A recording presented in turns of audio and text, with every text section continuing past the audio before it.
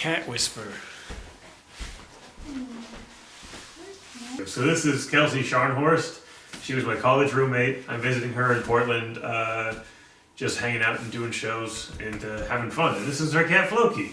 This episode, I'm pumped. I actually realized while I was down here that I wrote this one, most recently I wrote this story, and I specifically thought that I would read it to Kelsey when I wrote it. So I just happened to be down here and I was like, we gotta do this while I'm here.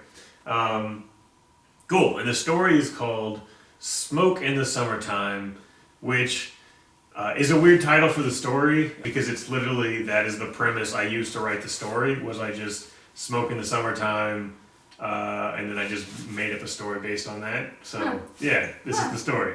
Okay. Ready? Yeah. Here we go. Smoke in the summertime. Give me my beer. Yeah. Let's do a little cheers. There we go. Cheers, buddy. He hates it. Alright. She danced like cigarette smoke in the summertime, slow, deliberate, pleasant in the short term, but carcinogenic at length.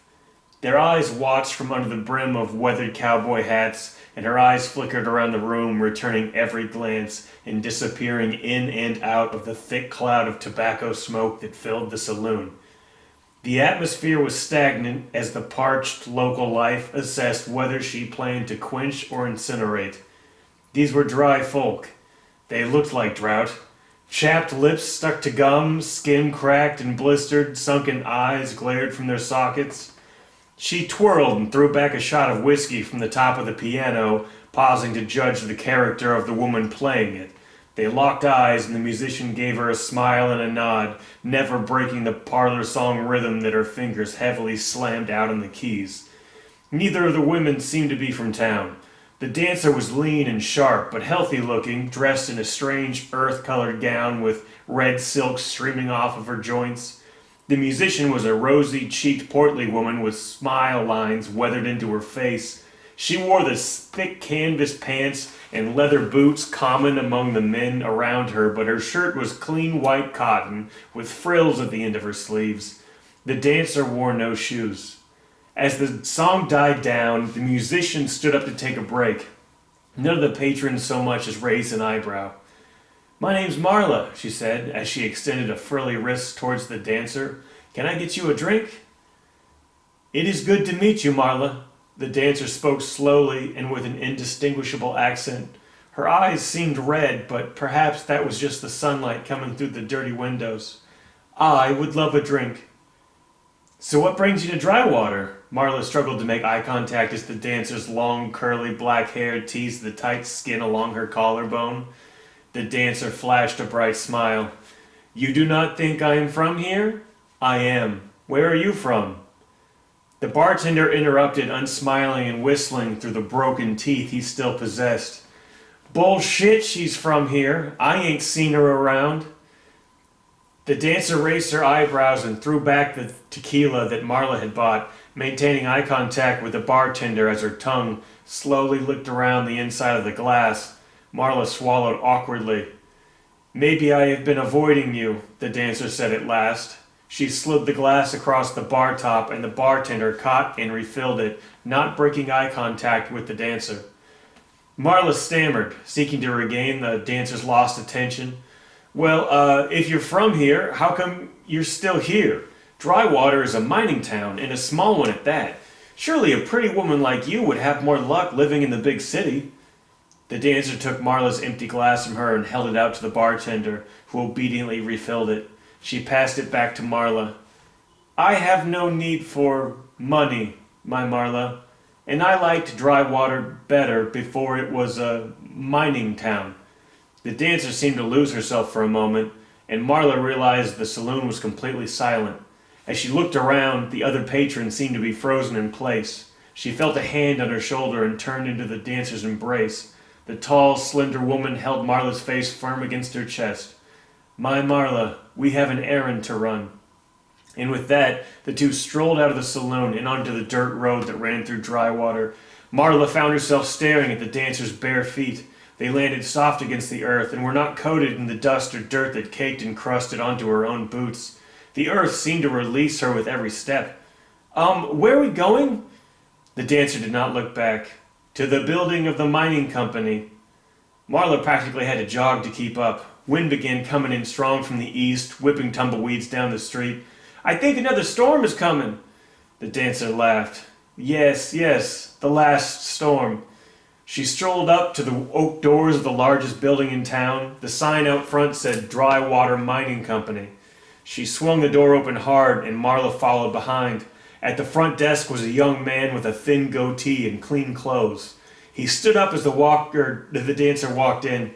Pardon me, miss, but you're going to have to come back another... The dancer swung an arm in a fluid movement and hit the young man so hard in the face that Marla could hear his skull give a sickening pop, and as he slumped to the floor, she heard a wet gurgle and a stink as the man's bowels released. The dancer turned right and climbed a flight of short stairs to the second story of the building. Marla stared at the broken young man with her mouth agape, but quickly followed.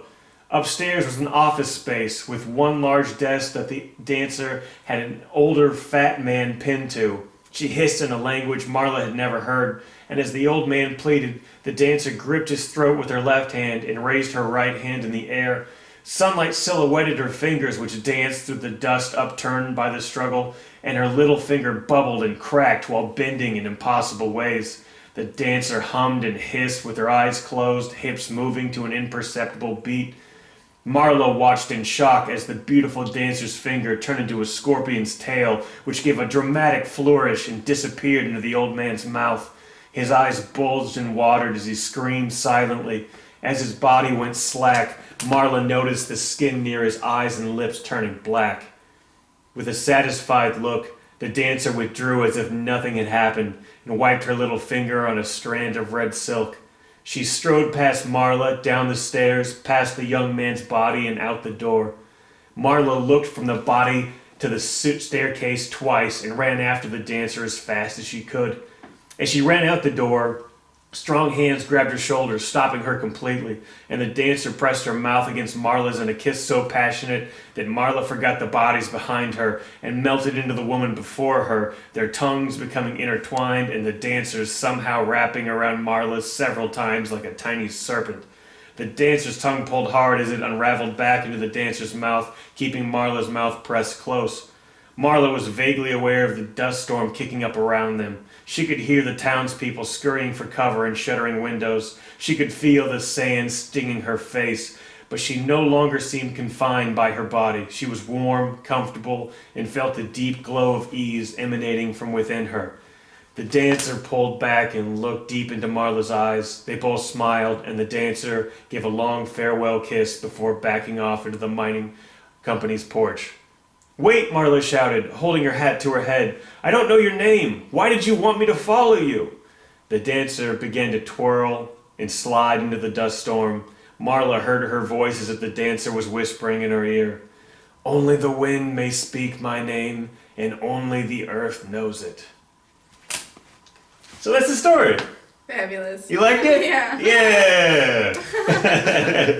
I thought that was a good one. Yeah. It totally took a huge right turn. At first I was like, oh, this Smoke in the Summertime, this is about a lady dancing. And then I was like, where's she dancing? But I was watching that Netflix series, that Western one that just came out.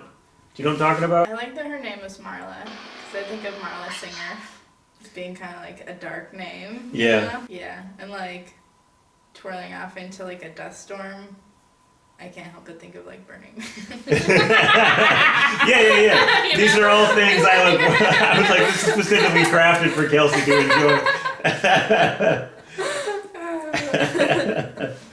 Oh man, I'm glad you liked it. Godless, that was the show I was thinking of. Okay. Godless. I don't know. Anyways, yeah, there's a character in Godless that I was thinking of specifically. She's like a badass in like a town full of like women, and she like runs the fucking place. So I was thinking of her as like the musician, and then I don't know who the dancer was. Just like I just thought that was a cool idea of just like something like ancient from the earth, just kind of like swooping in and murdering everybody and just getting the fuck out. just balling up, just going up, killing everybody that was knowing it, make out with the chick and get out of there. You know what I mean? It just seemed like a cool move. It was great. All right, cool. Thanks for sitting here and listening to it, and thank you guys for checking this out. Appreciate you sitting through it and listening to these stories. Subscribe to my YouTube page if you haven't. Check out the other shows, Funny Sad, my stand-up clips. Cool. Thank you guys.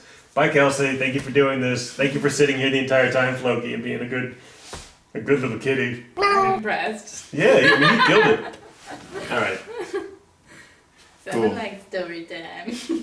Nothing like story time.